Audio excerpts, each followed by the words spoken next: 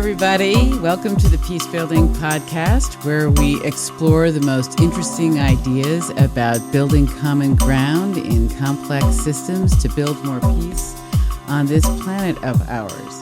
I had an amazing trip to Shanghai in May, a total peak experience, and wanted to tell you all about it. I was invited to speak at a conference of about 1,000 women, I think I've mentioned it before, called the International Elite Women's Summit, the theme of which was more courage, more strength. It's the fourth time this conference has been held. It's really pulling together women, really pretty much from China. It's described by them as, let me see if I can give you their description, as a high-level women's forum of a large-scale, high cohesiveness and great influence so far in China. With the courteous reception of the highest standard, it invites distinguished female guests with international influence and the right of speech to discuss the future of women together. It serves as the first platform where key female figures in various industries, including well-known female entrepreneurs, female political VIP, emerging career elites, writers, renowned scholars, media professionals, and others come together for idea exchanges. My understanding from a Chinese friend of mine who grew up in Shanghai is that during Mao's time, women made a lot of advances and were pretty much equal to men in many regards, but that in the China of today, things have reverted to kind of what they were, I think, for people in women in the United States in like the 1950s. And what I mean by that is, like, I know for my mom, it would have shamed my dad for her to work outside of the home. And that's kind of, I think, the way it is for a lot of women in China. So I'm told that many women in China are feeling kind of hopeless, stuck, and apparently go through quite a few hoops to come together at this conference in Shanghai. I think it costs like about $60, which is a large sum for many. And some of them are coming from pretty far away. Anyway, if you have the money, time, passport, and visa, which I know for many people on the planet are huge hurdles, and then the willingness to sit for 14 hours on a plane, it's pretty much straightforward to go from New York to Shanghai. There are daily flights, and like I see a lot on these long-haul flights I take to Africa and to Asia, there seem to be like this steady stream of people who almost appear like they're regular commuters. I remember this one guy in Africa. He was living in Gabon, and he basically was going home all the time to New York, where his family was, sort of treated it like a commuter. Anyway, I was met at the airport by Claire, a 28-year-old, that is what she calls herself in China as well. It's not just an Americanized name. Anyway, 28-year-old Chinese woman who couldn't have been more fun and a better host. She greeted me with this incredibly beautiful bouquet of flowers, a driver, and they put me up in the Grand Hyatt, which is one of the nicest hotels in Shanghai. After I took a short nap, Claire and her boyfriend Shambo took me down to the Yangtze River, where there were lots of boats, glittering lights, foreigners, beautiful temperature, plenty of greenery. It was a very civilized city, not too crowded. It felt very safe, extremely modern. Really like Shanghai. I'd like to spend more time there. I didn't have enough time. The next day, we got the show underway, and these folks completely had their major event act together with the technology, the hair, and the makeup. I felt like I was a movie star. The digital world there, in many ways, seems so far ahead of even where it is in New York. I felt humbled. I was treated like a star, but I was really among true stars. I was the only Western woman in a lineup of women from Japan and from China. One of the women, the one that I certainly knew the most, was Marie Kondo, who's the best-selling author of The Magical Art of Tidying Up, which so influenced me. And I think many people, I from reading her book, I remember going around my house and picking up every object in my house to determine whether it inspired joy in me, and if it didn't, I got rid of it. So anyway, but there were top, I think a top Chinese actor, top Chinese journalist, all women, top Chinese anchor woman. So it was really an honor to be among them. The topic of my speech was Igniting Women, the Pathway to Planetary Peace, and you can listen to it here. It went super well. I had 30 minutes total, but with direct translation, that really meant 15. I've become increasingly interested in transparency when I talk to audiences, and I was super transparent here, using my own personal and professional story, both the highs and the lows, the successes and the ruptures, to talk about why I'm so passionate about the need for women to wake up and step into our power together. Don't have much time on this planet, if you ask me, and the time is really now. Mostly the audience was younger, and I think people generally spoke very little English. So I don't know how many understood the original words I was speaking. I was dependent on the translator, who was really an excellent translator, but I'm not sure he did. I was told later by some of the women they weren't very happy with some of the ways he translated some of the ideas. But whatever. Note to self: be really careful about how the translator is translating concepts. I went with it. I went through it ahead of time with him, but I'm not sure whether it's too revolutionary for him, maybe, or what. But anyway, so the women were from all over China, and one of my favorite memories was at the end of the conference, basically a sea of women, young women, coming up to me and wanting to take a selfie with me and telling me, I love you. And I think that was maybe the only English that they spoke. I'm not sure they really love me, but anyway, it was really wonderful, wonderful energy. I was really amazed by the founder of this conference. The name of the organization is Action Pi, at least the English version of the name of the organization, who sponsored this. And her name is Chichi Lu. And she's a small woman. She's just quiet. She seems amazingly impactful. I don't know. I didn't see any evidence of a husband, a family. Not clear how she's raising the money, but they have over 1 million members in Action Pi all over China. And it just seems like it's growing. And facilitated by the internet for sure. I was so amazed by WeChat and the use of that app, which we don't have here in the United States. I can't believe it's not coming, but traveling around with Claire, she literally did everything with WeChat. She paid for the cab. She paid, when we were in this little market, she connected with people she wanted to connect to. Apparently everything is done on WeChat and Weibo, which is the Facebook of China, although I don't think that's as popular as WeChat, at least as far as I could tell. Because obviously Facebook is not allowed in China. So anyway, that was super interesting. So enjoy my talk. I really want to hear your thoughts, your reactions. Post them on Facebook or send me an email. And I'll catch you at the end.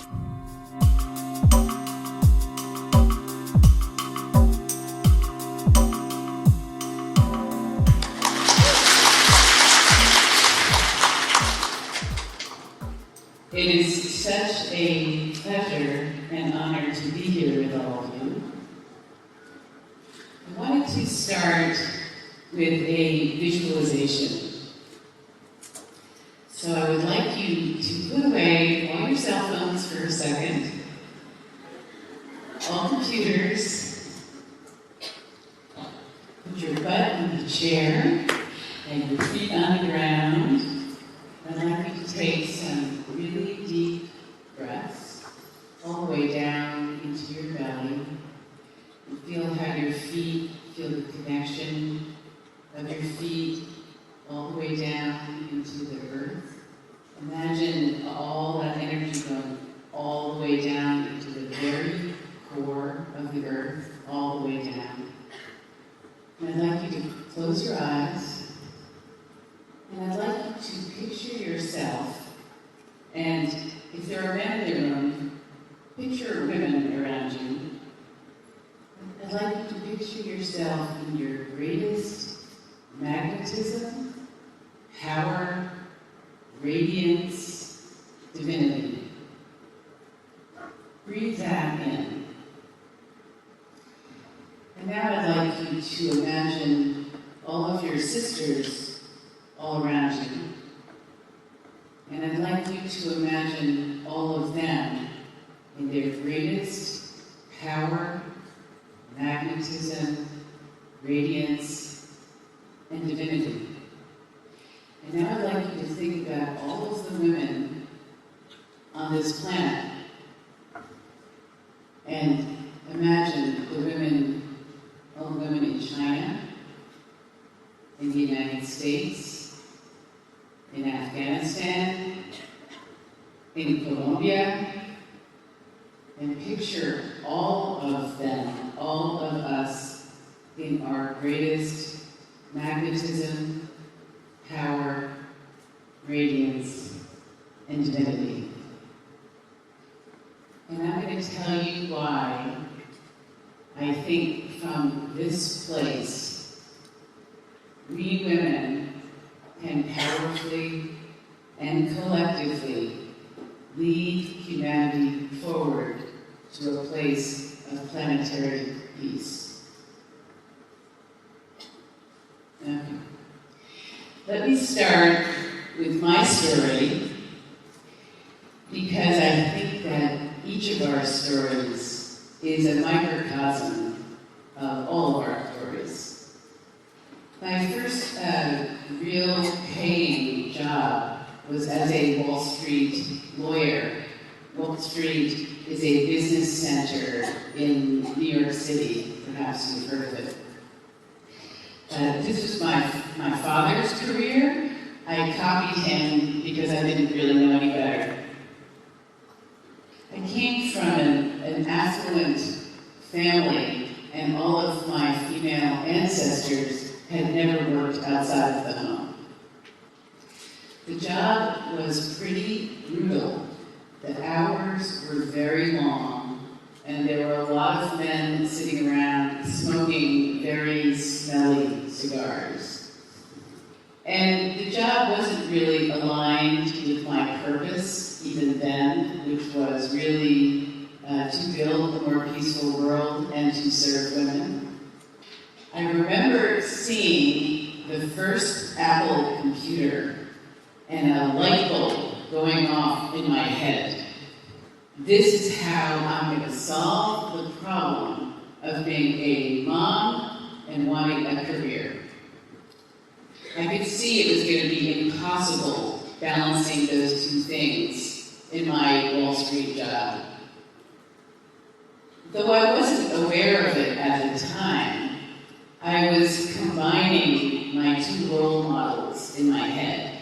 My mom, who had been a stay-at-home mom and did a lot of volunteer work, and my father, a Wall Street finance lawyer person.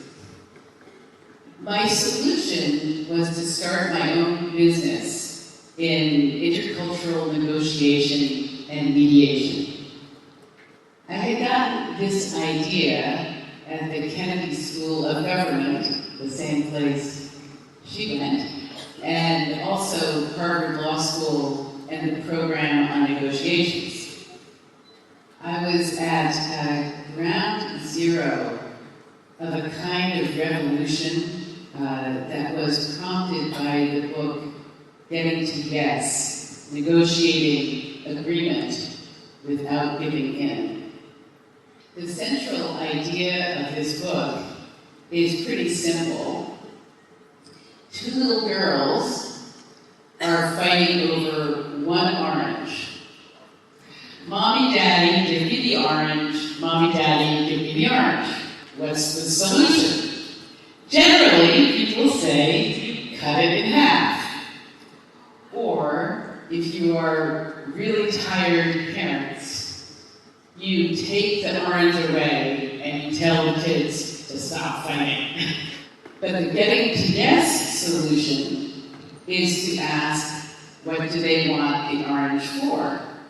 And you learn that one girl wants the meat of the orange, and the other girl wants the skin, and you can give both of them 100% of what they want. The little girl that wants the skin wants to make jam. The reality is a lot of conflict, whether it's in the home or whether it's in the world, does not resolve this way. Even if it could. Lots of times it resolves by what I call the power struggle. If you don't give me that orange, I'm going to beat the hell out of you. Or sometimes it's resolved by a rule or a right, like I saw it first, or I'm the oldest, so I get the orange.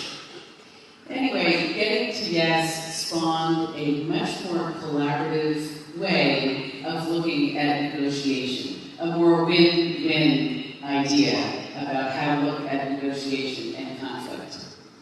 Interestingly, the central idea from getting to yes came from a woman in the 1920s whose name was Mary Baker Follett, who was a really brilliant woman, but she was not credited with the idea, and she now is largely forgotten.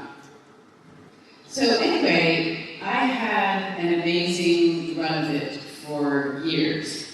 I set up the United Nations program in negotiation and mediation, and I delivered it around the world to all their different duty stations.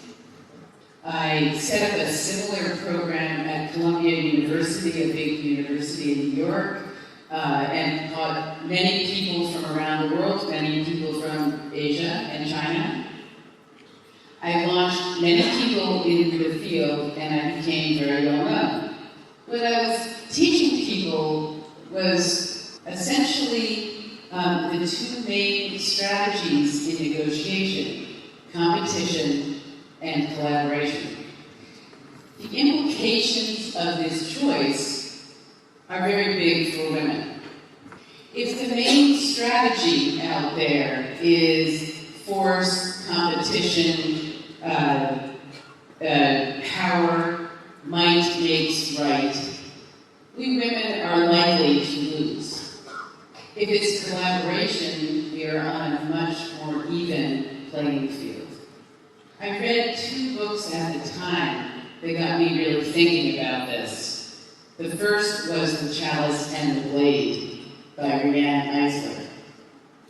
She divides human history, or herstory, into models of domination and models of partnership.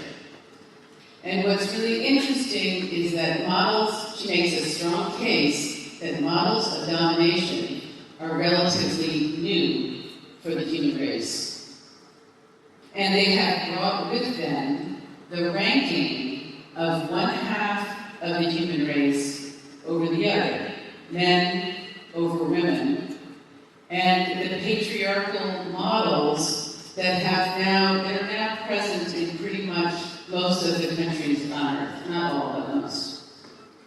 The second is written by Bill Urey, who also wrote Getting to Peace, supports the same idea that we humans have been around for 2,500,000 years, and in that period of time, you can't even see it right here, that little line, it's a tiny little line, is the only part of our history where we have used coercion and competition. So 99% of our history has been peaceful coexistence. And interestingly, during that time, the goddess and the divine feminine reigned in many, many parts of the planet. On a personal front, I was very happily married. That's me and my 2 kids and my husband. I had a beautiful home. I was aligned with my purpose. I felt empowered. And my husband at the time really valued my competence, my confidence, and my voice. Then what happened was a big train wreck or a rupture, which happens to many of us in life in different ways. Both my marriage and my work, in most ways, fell apart. I didn't like this much at the time, but I now see how sometimes the difficult things that happen in life really help our power and our evolution as human beings by going into the darker and more difficult places. My husband had shifted from being my partner to being a dominator, very threatening, very angry, very violent, and I had let it happen. I had relinquished my power. The seeds of this were planted in my childhood. This is my family of origin, and perhaps my mother's childhood, and perhaps my grandmother's childhood, and maybe even my great-grandmother's childhood. It's almost like I had a blueprint in my brain to make this happen. I came from, as I said, a very privileged family, but it was a very patriarchal family as well. My brother, who's in the middle, was 5 years older than me. This is me and my mother and my father and my brother and my sister-in-law and brother-in-law, and then my 2 sisters.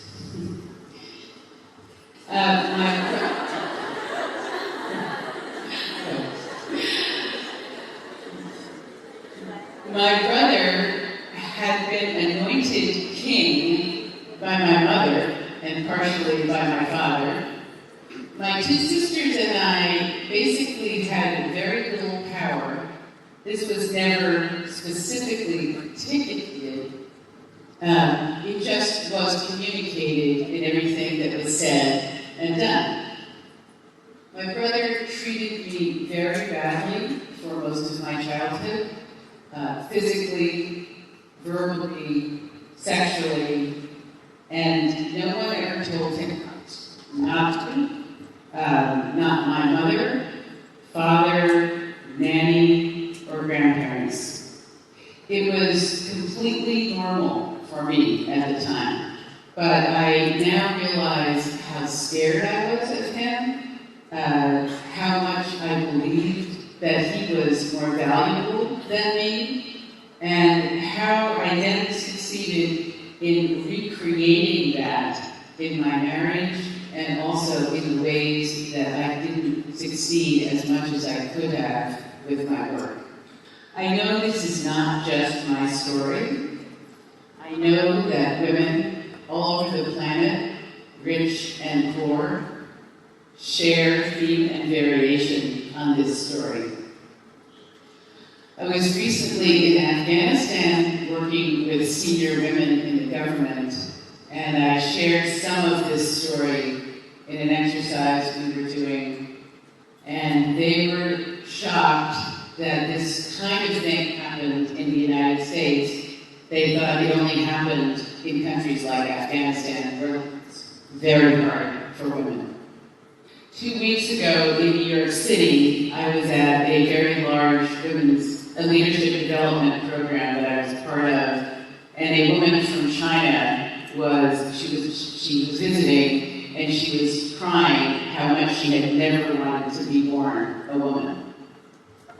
Women around the planet are living in a state of shame. Ruptures are really good teachers. There's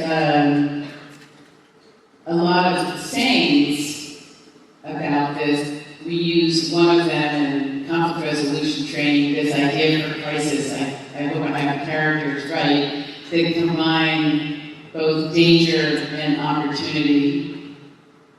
Or there are other great metaphors like diamonds get formed under great pressure, the lotus flower blooms from the muck, or this saying from the poet Rumi that I particularly love, which is, how be polished if every rub distracts you? The rupture or train wreck helped me regain my power, reconnect to my voice and to my purpose. In my dimmed down state, I had turned to men, I had turned to male colleagues and boyfriends, but I learned that while guys are well-intentioned, I need to turn to other women for healing, sisterhood, and transformation. I had the great luck of walking into a school called Mama Gina's School of Womanly Arts, where the sense of sisterhood was awe-inspiring. I like this quote from Regina Thomashauer, who was the founder of Regina's, women are the greatest untapped natural resource on the planet. I jokingly call the school Goddess Training Camp, but that's essentially what it's been. It's been a way to remember the source of creation I am, in spite of the toxicity of the patriarchal soup that all of us, men and women, have been swimming in. With renewed confidence, I started a podcast, the peace-building podcast, Bridging the Divide. Finding voice is really critical for women. We all need to tell our stories, because each time each of us does it, it frees up other people to tell their stories and to connect to what it means for them. The internet is so amazing, and with the podcast, I interview people all over the world, right from my home office. I interview mediators, coaches, consultants, former ambassadors, diplomats, about all the best and creative ways they are intervening to build peace on the planet. I was inspired to do this because I get tired of how much the media in my country focuses on destructive conflict and perpetuates the system of war by doing that. I knew all the great work that is going on out there, and I really wanted to shine some sunlight on it. My mottos are, the best way to predict the future is to create it, or don't fight against the existing reality, create a new reality and make the existing one obsolete. I now have 35 countries downloading and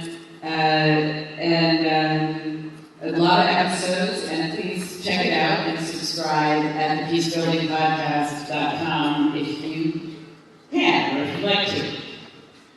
From doing this work, it became crystal clear to me that the most effective, efficient, and fun way to build peace on this planet is to empower women.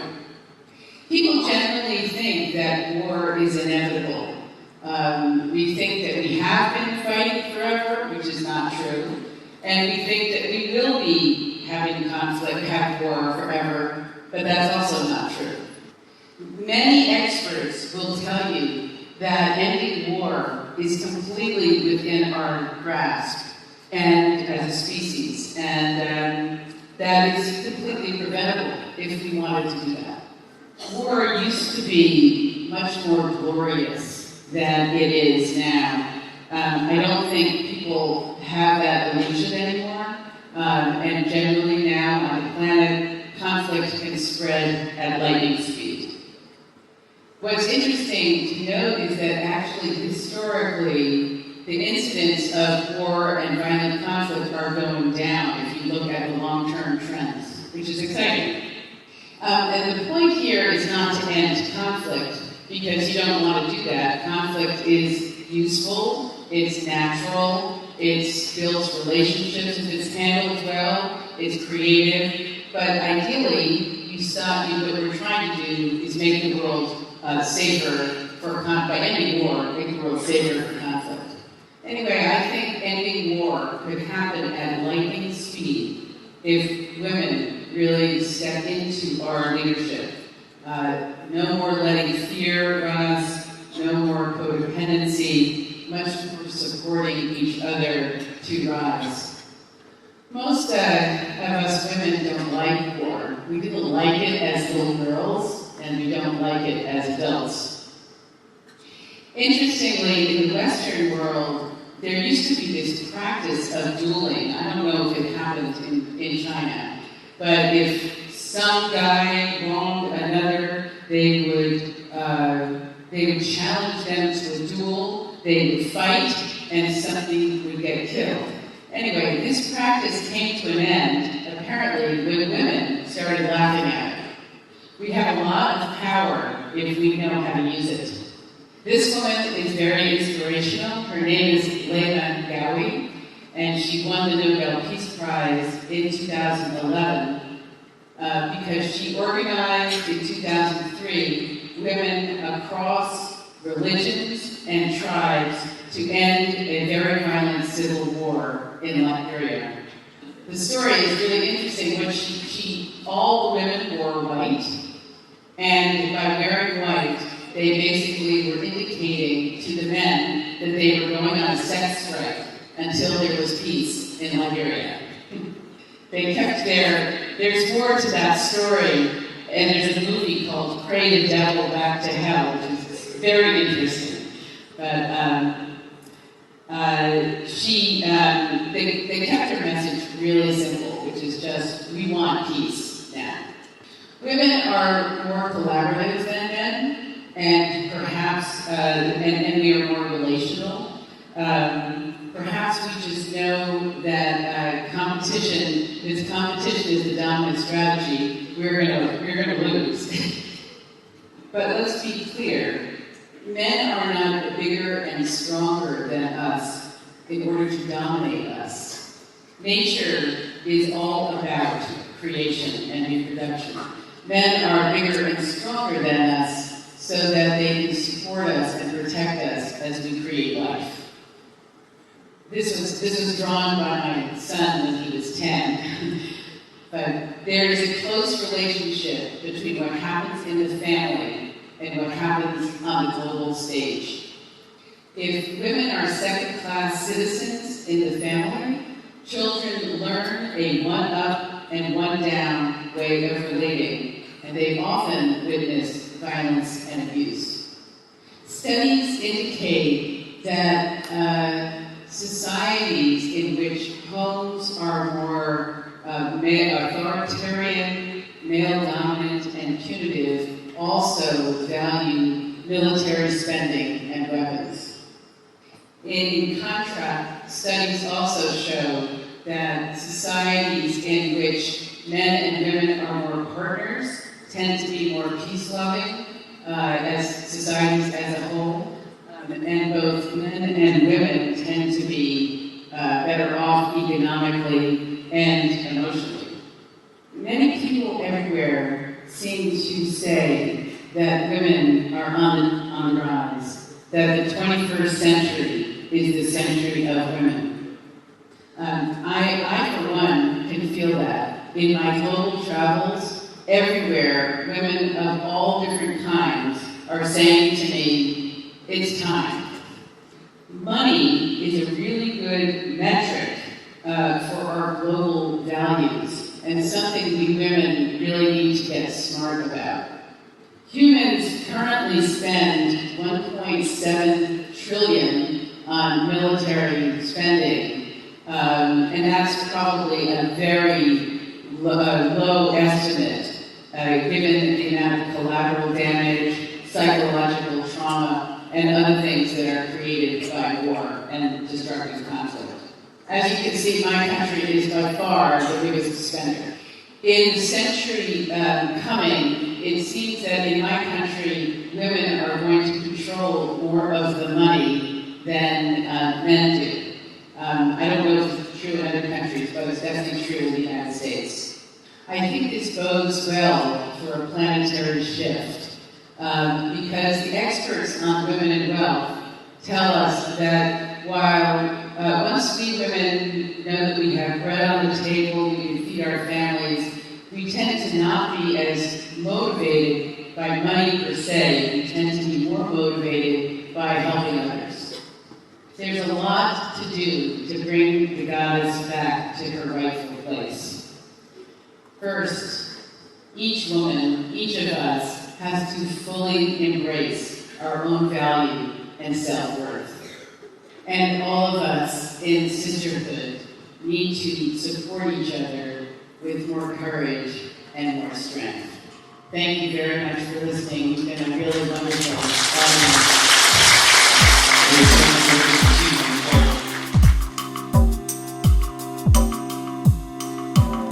Thanks for listening. Hope you enjoyed that.